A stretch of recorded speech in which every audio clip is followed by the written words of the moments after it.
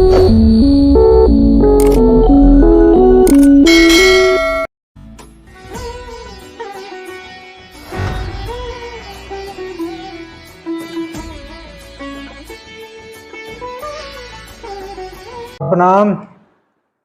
सहारनिया परिवार के मेरे प्यारे कर्तव्यों के साथियों और सहारा से जुड़े समस्त निवेशकर्ता गण का एक बार फिर से हार्दिक अभिनंदन, स्वागत है। दोस्तों, पिछले 2-3 वीडियो से मैं आपको पोर्टल की समस्याओं के बारे में और उसके निदान के बारे में बता रहा था, और ये वीडियो भी मैं उसी पोर्टल पर ही बनाने वाला था, लेकिन इस बीच बहुत ही महत्वपूर्ण सूचना या एक बहुत वरिष्ठ साथी से मुलाकात हमारा हुआ। उनसे लगभग 5-6 मिनट का एक वार्ता भी हुआ है, और उसके अलावा और भी कई बहुत सारे समय तक उनसे मेरा बातचीत हुआ है। उसका एक छोटा सा बात मैं आपके बीच में ज़रूर रखूँगा। उनके साथ में जो बात हुआ है उसको भी मैं आपके सामने रखूँगा। लेकिन उनसे मुलाकात बहुत ही सार्थक रहा, और जिस प्रकार से बात उनके साथ हुआ है उससे ये प्रतीत होता है कि दीपावली के आसपास या पहले या बाद में वो जो माननीय सुप्रीम कोर्ट का जो आदेश है, जिसकी वजह से हम लोग इतना मुसीबत में हैं, वो आदेश पूरा होने जा रहा है। यानी कि 1000 करोड़ जमा हो चुका है। 6000 करोड़ की राशि भी 14 नवंबर से पहले जमा हो जाना चाहिए। इस प्रकार का बातचीत मुलाकात में हुआ है। उन्होंने तारीख तो नहीं बताया, लेकिन निश्चित रूप से ऐसा प्रतीत होता है, ऐसी संभावनाएं लग रहा है कि दीपावली के आसपास पहले या बाद में, यानी कि 14 नवंबर से पहले 6000 करोड़, यानी कि 3 महीने का जो टाइम माननीय सुप्रीम कोर्ट ने जो दिया था, उस 3 महीने की अवधि से पहले, यानी कि 9 महीने का टाइम सुप्रीम कोर्ट ने दिया है, उसकी अवधि से पहले ही ये जो बहुत बड़ा अवरोध है हमारे और आपके भुगतान के बीच में, वो समाप्त होने का बिल्कुल कगार पे है। ये बहुत बड़ा सुकून हम लोगों के साथ में इस मुलाकात के बाद में आया है। मैं भी थोड़ा सा बहुत अपने आप को संतुष्टि महसूस कर रहा हूँ इस बात को लेकर कि चलो ये विवाद का अंत होने जा रहा है।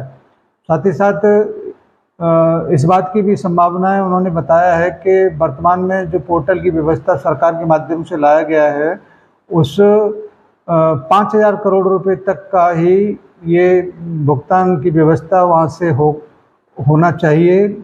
और जैसे ही 5000 करोड़ रुपए का व्यवस्था वहाँ से समाप्त हो जाता है, तो फिर ये भी संभावना जताया जा रहा है कि सहारा का इतना बड़ा भुगतान पोर्टल के माध्यम से या सरकार के माध्यम से नहीं हो सकता। उनका एक प्रतिनिधि मुख्यालय में बैठकर अपनी निगरानी में एडवाइज ब्रांचों के थ्रू देकर भुगतान डायरेक्ट खातों में पहुंचाकर भी व्यवस्था बन सकता है। ये बहुत बड़ा राहत हमारे और आपके लिए हो सकता है। तो आइए मैं आपके बीच में उनकी और हमारी जो वार्ता हुआ है उसको मैं रख रहा हूं, क्योंकि वीडियो तो वैधानिक मजबूरियों की वजह से नहीं बनाया गया, लेकिन ऑडियो रिकॉर्डिंग ज़रूर हुआ है। आप उस ऑडियो रिकॉर्डिंग को ज़रूर सुनें और पूरा ज़रूर सुने उसको, जिससे कि आपकी बात समझ में आए। लीजिए, आपके समक्ष प्रस्तुत है हम दोनों का ऑडियो रिकॉर्डिंग। सर, सारा प्रणाम। सारा प्रणाम जगदीश जी, सारा प्रणाम। सर, कुछ पूछना था आपसे। थोड़ी सी समस्या चल रहा है, और इससे थोड़ा सा कार्यकर्ताओं का भी थोड़ा मनोबल भी बढ़ेगा, थोड़ा उनको भी दिशा मिलेगा। तो मैं ये पूछना चाहता हूँ सर, वर्तमान में जो प्रॉब्लम चल रहा है, ये जो कोर्ट वाला मामला जो चल रहा है, इसमें अभी कोई सूचना नहीं मिल रहा है, तो क्या कहेंगे इसके बारे में? देखिए जगदीश जी, आप तो जानते ही हैं, आप बहुत पुराने हमारे साथी हैं। आप इस बात को अच्छी तरह से समझ रहे हैं कि आज कंपनी लगभग 45 साल से ऊपर तो हो गई।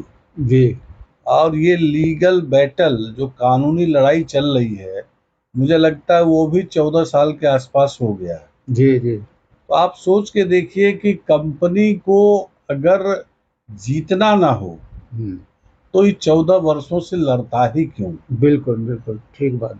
ये लड़ता ही क्यों?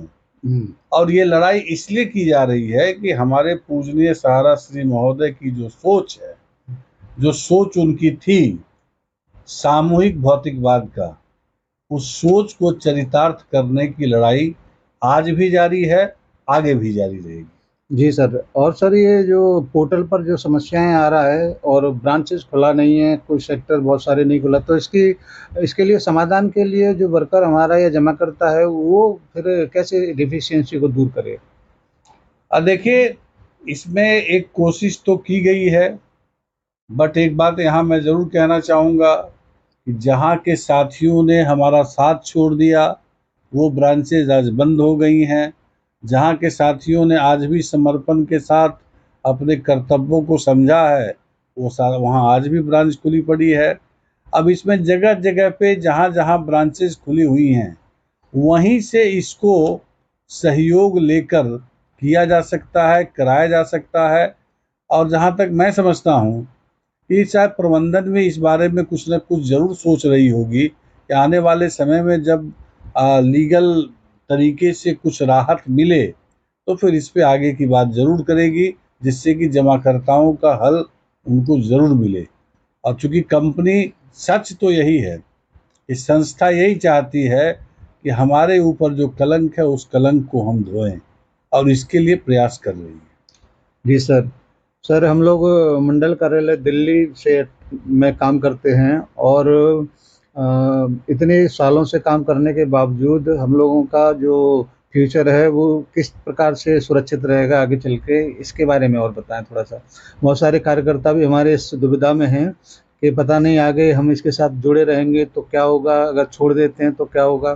तो आगे के भविष्य के बारे में जो भी कंपनी का या संस्था का योजना होगा उसमें हम लोग कैसे फिट बैठेंगे, क्या काम होगा, क्या एनआई होगी, इस प्रकार के क्वेश्चन बहुत सारे हमारे फील्ड कार्यकर्ताओं के बीच में घूमते हैं, जो उनको कहीं से सेटिस्फेक्शन नहीं मिल पाता है। तो कृपया इसके बारे में जरूर बताएं। देखिए, वर्तमान में जो समय है, अभी तो सबसे पहली प्राथमिकता यही है कि जो भारत सरकार ने तय किया है, क्योंकि आपके काम के ऊपर प्रतिबद्ध तो लगाया था भारत सरकार के सीआरसी सहकारिता विभाग ने ही। अब सहकारिता विभाग ने प्रतिबंध लगाया और भुगतान की भी व्यवस्था उसने किया। तो भारत सरकार तो पहले ये चाहती है कि जो भुगतान की पहली किस्त उसको 5,000 करोड़ मिली है, वो 5,000 करोड़ उसको डिस्ट्रीब्यूशन उसका करते हुए तब शायद वो भारत सरकार सोच पाए कि आगे काम करने देना है, नहीं देना है। और मुझे ऐसा लगता है कि भारत सरकार को भी ये समझना पड़ेगा कि इतने बड़े समूह के भुगतान की जिम्मेदारी अगर उसने उठाई है तो उसका एक रास्ता यही है कि इस संस्थान को आगे बढ़ने का मौका दे, जिससे कि समाधान सहजतापूर्वक हो सके। और इसी का फल है कि वो 50,000 का पेमेंट का किया है और आगे चल के इसकी बढ़ने की भी बिल्कुल संभावना है। बिल्कुल। देखिए, आप सब जान रहे हैं कि कितनी कठिनाइयाँ शुरुआत में हुई थी जब पोर्टल लॉन्च किया गया था। तो 10,000 तक का भी पेमेंट जो है महीनों महीनों में लोगों को नहीं आ रहे थे, जी जी जी। और कई तरह की परेशानियां थी। तो संस्था ने और सीआरसीएस ने, इन दोनों ने मिलकर एक सकारात्मक रुख अपनाया कि लोगों का भुगतान जल्दी से जल्दी हो, और 10,000 से लेकर आज 50,000 रुपये तक का भुगतान आसानी पूर्वक हो रहा। बल्कि हम तो कहेंगे हमारे दिल्ली जोन में कई ऐसी ब्रांचेज और फ्रेंचाइजी के हमारे साथी मिलते हैं जो ये बड़े खुशी के साथ कहते हैं कि सर, हमारे यहाँ लगभग 400 लोगों का पेमेंट हो गया, हमारे यहाँ लगभग 200 लोगों का पेमेंट हो गया। और पेमेंट होने के बाद उन जमाकर्ताओं के चेहरे पे जो खुशी वो देखते हैं, उससे वो अपना भी भविष्य तलाशते हैं। ये काफ़ी गर्व का विषय है। बहुत बढ़िया सर। इन सारी बातों से हमारे बहुत सारे कार्यकर्ता साथी जरूर थोड़े से आशावान बने रहेंगे। और मेरा भी अपना ये मानना हमेशा से रहा है कि अगर संस्था ने इतनी लंबी लड़ाई अगर लड़ा है तो हारने के लिए तो कतई नहीं है, और निश्चित रूप से हम लोग आगे चल के बहुत बड़ी विजय को ज़रूर प्राप्त करेंगे। केवल अवरोध जो है वो वर्तमान में सुप्रीम कोर्ट की वो गाइडलाइंस है जिसका पूरा न होना, और वो पूरा निश्चित रूप से बहुत जल्दी होने जा रहा है। सर क्या उम्मीद कर सकते हैं, कब तक सुप्रीम कोर्ट के गाइडलाइंस पूरा होने की उम्मीद है? देखिए जगदीश दीपावली जी, से पहले कि दीपावली के बाद? देखिए जगदीश जी, कहा भी गया है कि जितनी बड़ी लड़ाई होती है जीत उतनी ही बड़ी होती है। जी सर, जी सर। यानी जितना बड़ा संघर्ष उतना बड़ा सफलता। जी। और इसी को मानते हुए संस्था लड़ भी रही है।